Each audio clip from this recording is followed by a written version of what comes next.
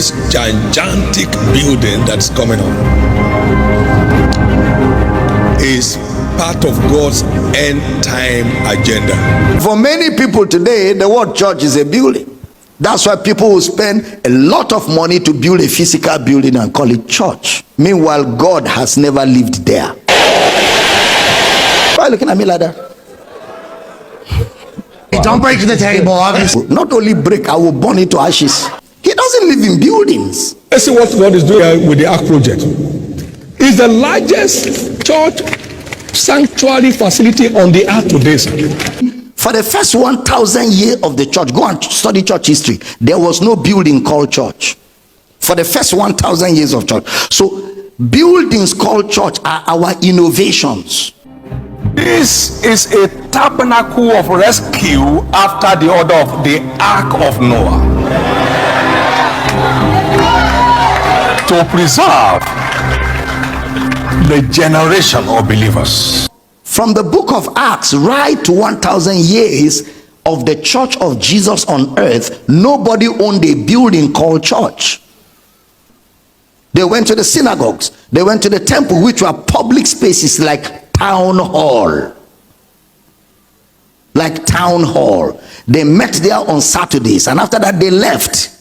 And the synagogue was used for other things. But God chose the tribe of Judah, the Mount Zion,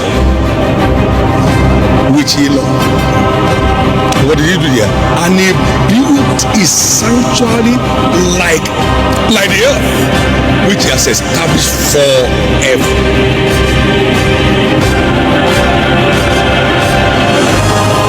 And the glory of this later house shall be greater than the former, said the Lord of hosts. And in this place will I give peace, said the Lord of hosts. You know, with the knowledge I have now, if I were to build a church again, I won't build. I won't build a church. With the knowledge I have now, if we are to rewind the clock of time, I won't build this. I'll build a shopping mall, rent out all the shops, make money, put a conference room inside, make money. Then church will use it once a week.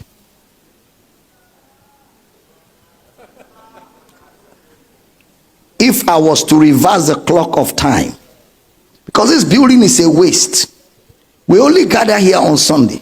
Monday to Saturday is empty. Nobody is using the space. We could have been making money here all the week long, and on Sunday we use it for 5 hours and rent it out the rest of the day, still making money.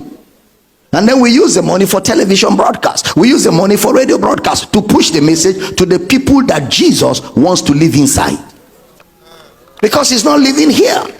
Have you not read where Jesus came and they were buying and selling inside? So that means the synagogues were used for buying and selling when it was not Sabbath. So why did Jesus drive them? Because he was teaching a lesson.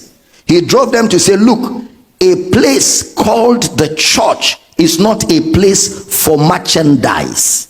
Buy bangle, buy olive oil, buy holy water. David Oyedepo's estimated worth is $150 million. Many of his followers yearn for that kind of wealth. Oyedepo's prosperity gospel resonates with them. The siege of unemployment is over in your life. The siege of business, frustration, stagnation, and failure is finally over. The big donation baskets fill quickly. The belief is the more you give during and after the church service, the more your wealth will increase. After church, there are many more ways to spend money. How about olive oil, sold for $5 per bottle? This is not to eat, it is to put on your head. Why? Why it's not to eat is because it's a blessed oil.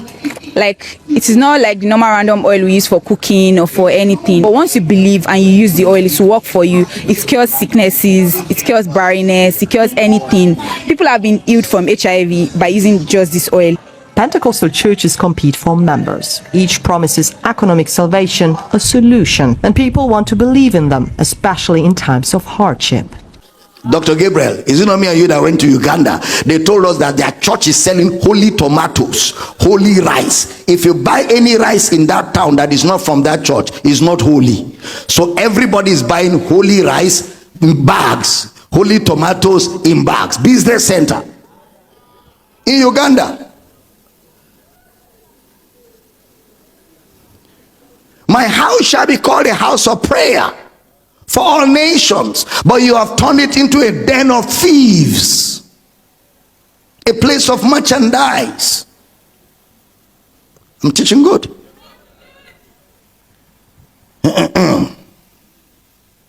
So we used to think that the church is a building.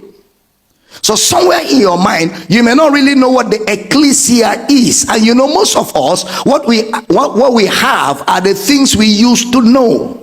And it's difficult not to know them again because they've been long established in our minds. Just like the yellow book of Jehovah wickedness.